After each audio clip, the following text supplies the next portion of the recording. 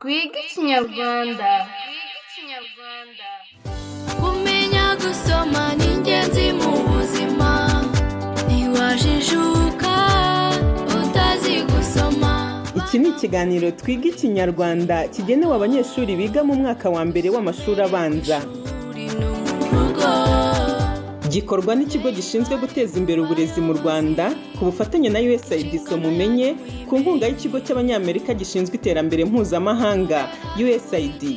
Dusome kenshi tumenye byinshi, muhore muduha urubuga rwo gusoma, bizadufasha mu buzima.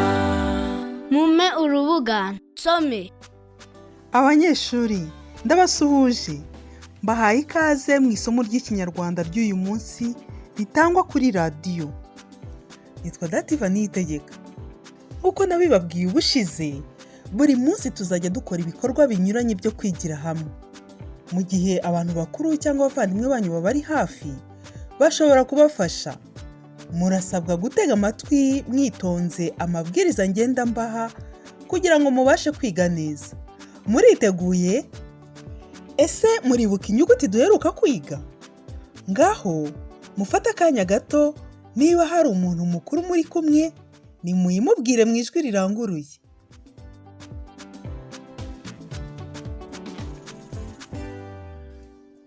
Ndizera ko mwese mwayibutse. Umunsi ubanza twize inyuguti ya A. Reka mbaho urugero rw'ijambo ryumvikanamo inyuguti A. Urugero: Ana. Ana. Ijambo Ana rirumvikanamo ijwi A ku ntangiriro. Namwe se mushobora kuba mu rugero rw'amagambo arimo inyuguti A? Ngaho nimufate akanya mutekereze amagambo yumvikanamo inyuguti A, kandi niba hari umuntu mukuru muri kumwe, muyamubwire.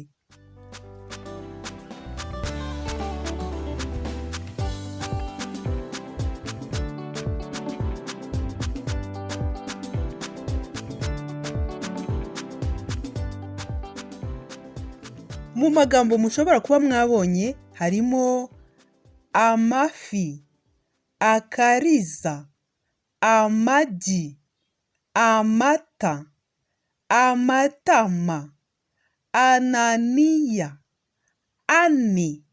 Mushobora no kuba mwabonye n'ayandi. Murakoze cyane.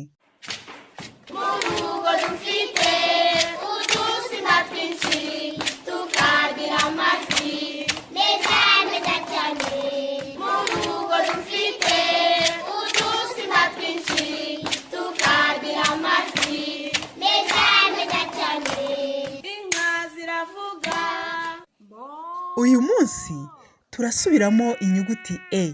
Uyu munsi kandi turiga uko bandika iyo nyuguti E. Ni byiza ko mushaka aho muza kwitoreza kwandika. Nk'uko mubimenyereye, muriyegereza urupapuro cyangwa agakayi n'ikaramu.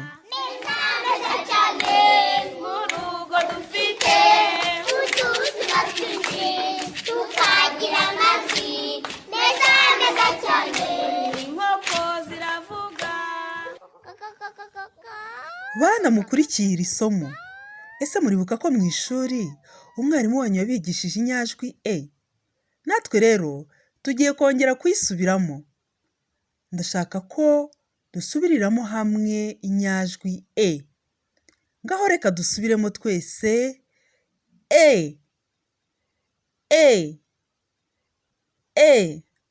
Twongere dusubiremo inshuro 3. E, E, E. Ni byiza cyane. Mureke noneho dukurikizeho gushaka ingero z'amagambo yumvikanamo ijwi E. Reka mbaho urugero. Ngaho nimutega amatwi. Eguka. Ndasubiramo. Eguka. Ku ntangiriro y'ijambo eguka harumvikanamo ijwi E. Ngaho rero namwe mutekereze ku yandi magambo yumvikanamo ijwi E, muhite muyabwira umuntu mukuru mwaba mwegeranye uri kubafasha aho mu rugo.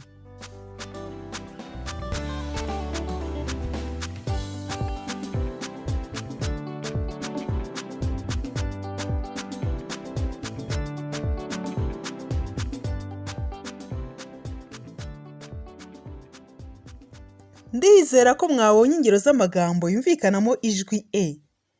Mu ngero z'amagambo mwabonye hashobora kuba harimo aya magambo evode, emera, ejo, ejide, eguka n'ayandi menshi.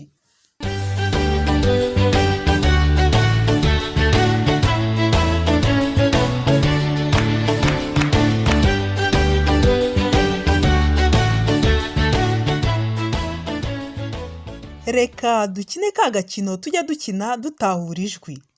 Ubu noneho ngiye kuvuga ijambo rimwe rimwe.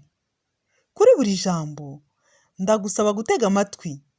Niwumva iryo jambo mvuze ryumvikanamo ijwi e, urarebesha ibikumwe byawe hejuru. Niwumva mu ijambo mvuze nta jwi e ryumvikanamo, urebesha ibikumwe byawe hehe? Hasi. Niba hari umuntu mukuru cyangwa umuvandimwe muri kumwe, ashobora kugufasha. Nimuritega amatwi. Eliya. Reka nsubiremo. Eliya. Muhitemo aho murebesha ibikumwe byanyu.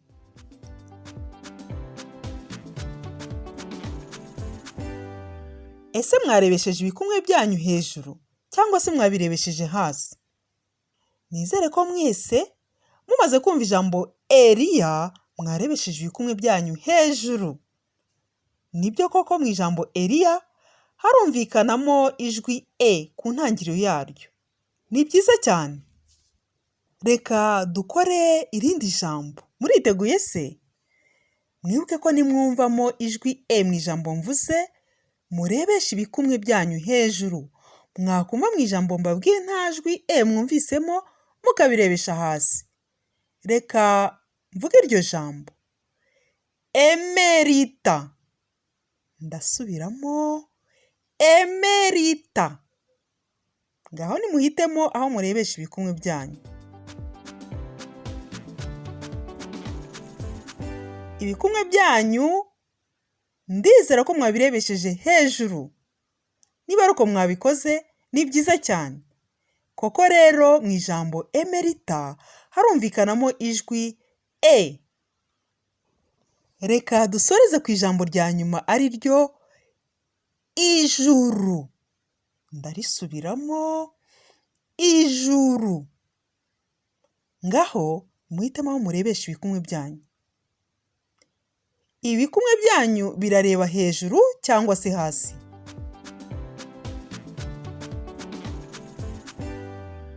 Ibikumwe byanyu mwese byagombye kuba bireba hasi, kuko mu ijambo ijuru nta jwi e ryumvikanamo. Murakoze cyane. Mwese ndizera ko mwabikoze, niyo mpamvu mbahembye aka karirimbo kabashimisha. Niba wishimye nkanjye koma amashyi, niba wishimye nkanjye koma amashyi, niba wishimye nkanjye, niba wishimye nkanjye, niba wishimye nkanjye koma amashyi. Turimo gukurikira isomo ry'Ikinyarwanda rigenewe abanyeshuri biga mu mwaka wa mbere. Hasi niba urakaye nkanjye, niba urakaye nkanjye, niba urakaye kubita ikirenge hasi. Niba wishimye vuga muraho, muraho. Niba wishimye vuga muraho. Bana muteze amatwi radiyo mukaba mukurikira isomo. Uyu noneho ni umwanya wo kwandika inyajwi e. Mbere yo kwandika, ndashaka ko buri wese yegereza ikaramu n'urupapuro cyangwa se ikaramu n'ikayi bye. Ndabaha akanya gato ko kwitegura, hanyuma dutangire.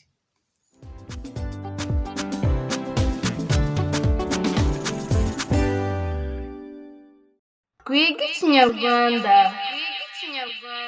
Mwibuke ko iyo wandika inyuguti e, wandika akarongo gato gatambitse, wageraho karangirira, ugahita ugahetera ibumoso, ugakomeza ugana iburyo nk'ugiye kwandika o, ariko ku karongo ntugafunge.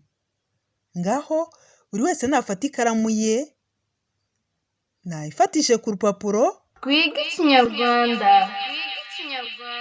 andika akarongo gato gatambitse, nugeraho karangirira uhita ugahetera ibumoso ukomeze ugana iburyo nk'ugiye kwandika O, ariko ako karongo ntugafunge. Ni byiza cyane niba ari uko wabigenje. Reka twongere tubikore bwa kabiri. Fata ikaramu yawe, yifatishe ku rupapuro neza, andika akarongo gato gatambitse, nugeraho karangirira uhita ugahetera ibumoso, ukomeze ugana iburyo nk'ugiye kwandika O, ariko ako karongo ntugafunge. Ni byiza cyane niba ari uko wabigenje. Niba warangije, ngaho ereka umuntu mukuru cyangwa umuvandimwe wawe muri kumwe, arebe ko wabikoze neza.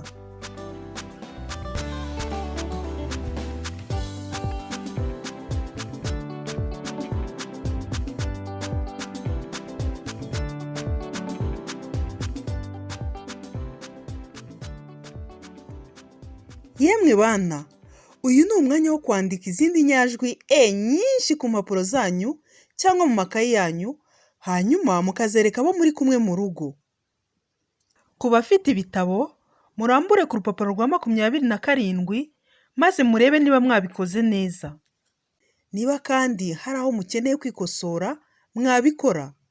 Reka mu gihe muri kwandika mbashyiremo akaririmbo maze murusheho kubikora neza.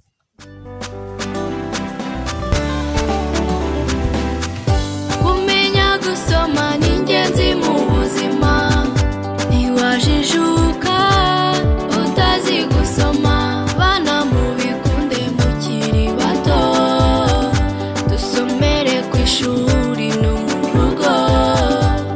Ababyeyi bari mu bayobozi, inshingano yanyu muyimenye. Tube hafi buri gihe, dusome kenshi tumenye byinshi. Muhore muduha urubuga rwo gusoma, bizadufasha mu buzima. Mume urubuga nsome. Mwarangije kwandika inyuguti nyinshi ku mpapuro zanyu? Ndizera ko mwabikoze neza. Ngaho nimwihe amashyi. Yemwe bana, uyu munsi twakoze imyitozo yo kuvuga, gutahura no kwandika inyuguti ya E.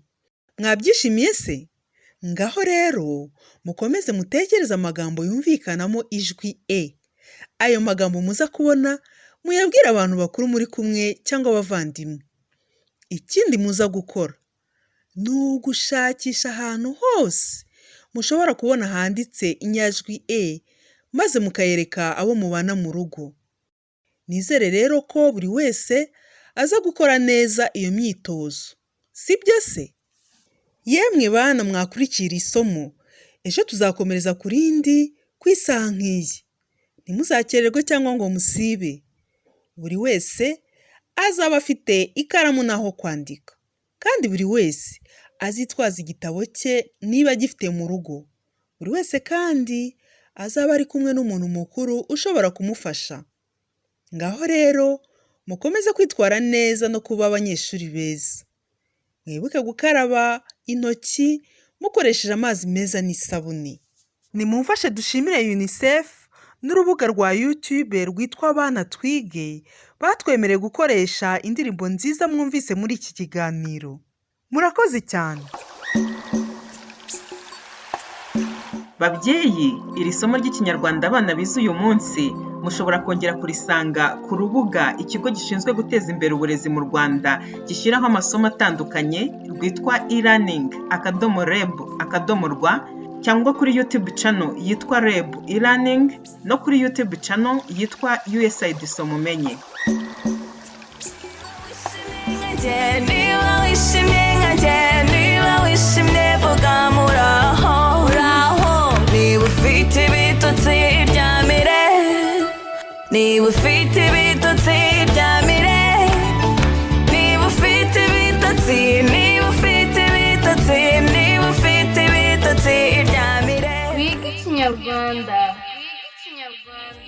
Iki cyari ikiganiro Twiga Ikinyarwanda gikorwa n'ikigo gishinzwe guteza imbere uburezi mu Rwanda ku bufatanye na USAID Soma Umenye ku nkunga y'ikigo cy'abanyamerika gishinzwe iterambere mpuzamahanga USAID. bizadufasha mu buzima. mume urubuga nsome.